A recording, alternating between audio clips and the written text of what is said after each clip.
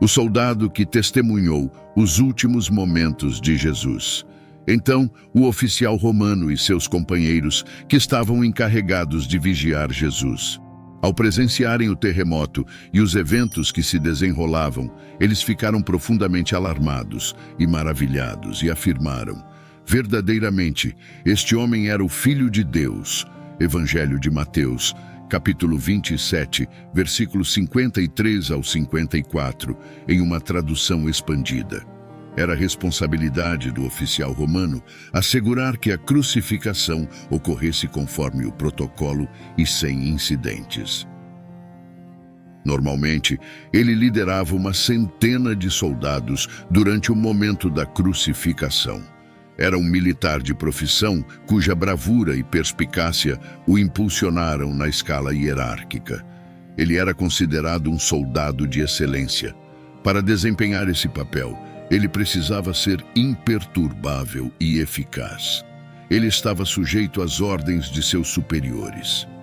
A cena da crucificação de Jesus foi tão marcante que até mesmo um centurião romano endurecido reconheceu a divindade deste homem. Essa compreensão implicava na inocência de Jesus no crime. Ele estava na cruz precisamente por essa razão.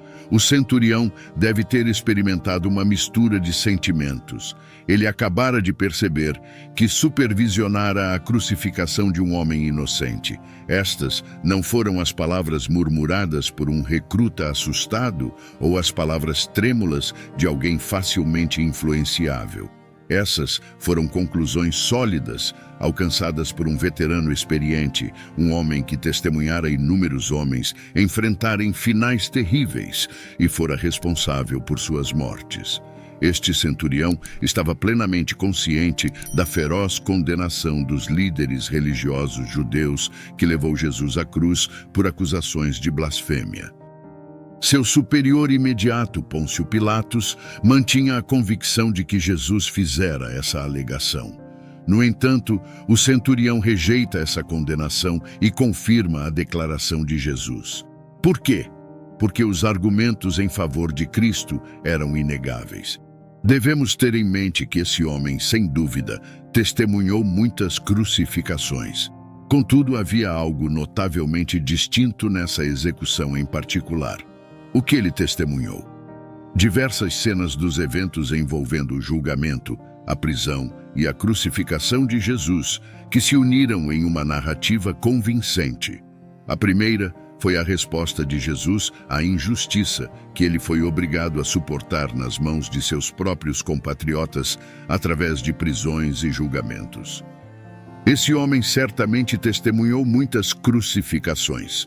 O sumo sacerdote se levantou e disse a Jesus: "Você não tem nada a responder ao que estes homens estão dizendo contra você." Mas Jesus permaneceu em silêncio e o sumo sacerdote continuou: "Eu te exorto a jurar pelo Deus vivo, se és tu o Cristo, o Filho de Deus." Então Jesus respondeu: "Você disse isso corretamente, mas digo mais. Independentemente do que você faça comigo agora, no futuro você me verá como o Filho do Homem sentado à direita do Todo-Poderoso e vindo nas nuvens do céu." Mateus, capítulo 26, versículos 62 ao 64. Seria esta a resposta de Jesus à tortura infligida sobre ele pelo centurião e seus soldados? Então, os soldados do governador levaram Jesus ao pretório, onde reuniram toda a corte romana ao redor dele. Despiram-no e vestiram-lhe um manto escarlate, imitando a vestimenta de um rei. Então, trançaram uma coroa de espinhos e a colocaram sobre sua cabeça, e puseram uma vara em sua mão direita, como um cetro. Ajoelhando-se diante dele, zombaram, dizendo: "Salve, Rei dos Judeus!" Cuspiram nele e bateram em sua cabeça com a vara. Depois de terem zombado dele, tiraram-lhe o manto escarlate e vestiram-no com suas próprias roupas e o conduziram para ser crucificado. Mateus, capítulo 27, versículo 27 ao 31. Poderíamos considerar a dignidade com que Jesus enfrentou a multidão de agressores que clamava por seu sangue como uma ovelha silenciosa diante do tosquiador. As Escrituras não registram resposta alguma de Jesus para os clamores da multidão, mas o sumo sacerdote incitou a multidão a pedir a libertação de Barrabás em vez dele.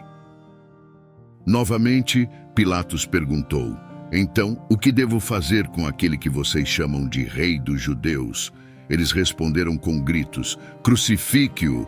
Pilatos questionou: "Mas por quê? O que ele fez de errado?" No entanto, eles gritaram ainda mais, exigindo sua crucificação. Assim, Pilatos, desejando satisfazer a multidão, libertou Barrabás para eles. Em seguida, ordenou que Jesus fosse açoitado e o entregou para os seus soldados para ser crucificado. Marcos capítulo 15, versículo 11 ao 15. A preocupação de Jesus era com o perdão deles, não com sua própria fuga. A compaixão de Jesus para com aqueles que o rejeitaram, inclusive o soldado que o crucificou, se manifesta em sua declaração: "Pai, perdoa-os." Lucas, capítulo 23, versículo 24. E enquanto lançavam sortes para decidir sobre suas roupas, Jesus intercedia: "Pai, perdoa-os, pois não sabem o que estão fazendo." Mesmo enquanto jogavam os pertences de Jesus, sua preocupação principal era o perdão para aqueles que o feriam. Não foi para escapar que ele estava preocupado. Que declaração impactante! Mateus capítulo 27, versículo 35 ao 36. E quando o crucificaram, eles dividiram suas vestes, lançando sortes. Então, sentados ali, ficaram vigiando-o para evitar qualquer tentativa de resgate. Se todas essas evidências não o convenceram, ele testemunhou algo mais. Ele testemunhou a reação da criação. É relatado que a terra tremeu e as rochas se partiram. Até a própria natureza foi abalada pela morte do Filho de Deus. Os corações humanos não responderam os gritos agonizantes do Redentor moribundo, mas as rochas responderam. Elas se partiram. Ele não morreu pelas rochas, mas as rochas mostraram-se mais sensíveis do que os corações dos homens, pelos quais ele derramou seu sangue. Como disse Spurgeon, houve trevas sobre toda a terra, e agora a Escritura foi cumprida. Amós, capítulo 8, versículo 9. Naquele dia, diz o Senhor Deus, farei com que o sol se ponha ao meio-dia e escurecerei a terra em plena luz do dia. As pessoas que muitas vezes exigiram de Cristo um sinal do céu, agora o tinham, mas isso apenas significava a cegueira de seus olhos.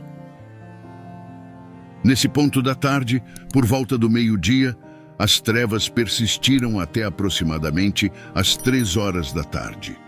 Essa escuridão sobrenatural surgiu quando o sol estava no auge de seu brilho. Devido à lua estar cheia naquele momento, não poderia ter sido causada por um eclipse, pois a lua cheia não pode se posicionar entre a terra e o sol. A intervenção rápida de Deus, sem dúvida, foi responsável por essa escuridão. O entendimento da astronomia naquela época era limitado. Flagon também menciona um terremoto, o que conecta sua narrativa diretamente ao relato sagrado. A criação não suportou a injustiça infligida ao seu Criador. Portanto, o sol retirou seus raios para não testemunhar as ações dos ímpios. A ocorrência de escuridão em um momento tão crucial pode ter várias interpretações. Inicialmente, a escuridão foi interpretada como um símbolo de luto e antiguidade. Era comum associar a escuridão à morte de grandes líderes. Tanto os leitores gentios quanto os judeus entenderiam a escuridão como um sinal cósmico que acompanhava a morte de um monarca. Além disso, as trevas eram consideradas um indício do julgamento divino. Durante esse período, os túmulos se abriram e muitos santos que haviam falecido foram ressuscitados. Após a ressurreição de Jesus, eles saíram dos túmulos e entraram na cidade sagrada, Jerusalém, onde foram vistos por muitas pessoas. Mateus capítulo 27, versículos 52 ao 53, Bíblia Amplificada. Esses primeiros milagres ocorridos após a ressurreição de Cristo são indicativos das maravilhas espirituais que continuarão até sua segunda vinda. Corações endurecidos são transformados, túmulos do pecado são abertos. Aqueles que jazem mortos em transgressões e erros, sepultados nas profundezas da imoralidade e da maldade, são ressuscitados e saem de entre os mortos para adentrar a cidade santa, a Nova Jerusalém, conforme Spurgeon. No entanto, é notável que isso ocorreu somente após a ressurreição de Jesus, quando os ocupantes dessas sepulturas foram revividos e se dirigiram a Jerusalém, onde se mostraram a muitos. A Bíblia não especifica se esses santos ressuscitados morreram novamente ou ascenderam ao céu com o Senhor Jesus. É evidente que o centurião ficou profundamente chocado ao testemunhar um evento tão extraordinário durante as últimas horas de Cristo, especialmente porque nunca havia presenciado algo assim antes. Isso teve um impacto sobre ele que quase não pode ser mensurado. O centurião testemunhou, ouviu e sentiu todos os acontecimentos da crucificação e morte de Cristo. Como resultado, ele e seus soldados ficaram profundamente assustados. Apesar de o centurião e seus homens estarem acostumados a lidar com o medo, agora estavam experimentando um terror puro. Jesus não apenas impressionou homens ásperos e endurecidos como o centurião romano, mas também causou impacto nas mulheres. Isso incluía mulheres como Maria Madalena. Maria Madalena era a mulher que antes fora possuída por demônios e que seguira Jesus desde a Galileia. E Maria, mãe de Tiago e de José, e a mãe dos filhos de Zebedeu, Tiago e João. Mateus capítulo 27, versículos 55 ao 56. Se alguém, mesmo que seja como um pagão ou como o ladrão na cruz que creu, foi salvo, foi por causa de Jesus pendurado na cruz. É algo tão simples e fundamental. Todos os que são salvos o são graças à morte de Jesus na cruz. Desde então, a cruz começou imediatamente a realizar sua obra, e essa obra continua por 2 milênios. É esse poder da cruz e o amor demonstrado ali que toca os corações. Inclusive o coração endurecido pelo cansaço da batalha de um soldado de carreira, da morte para a vida. Existe um ditado antigo que diz que o chão é sempre nivelado ao pé da cruz.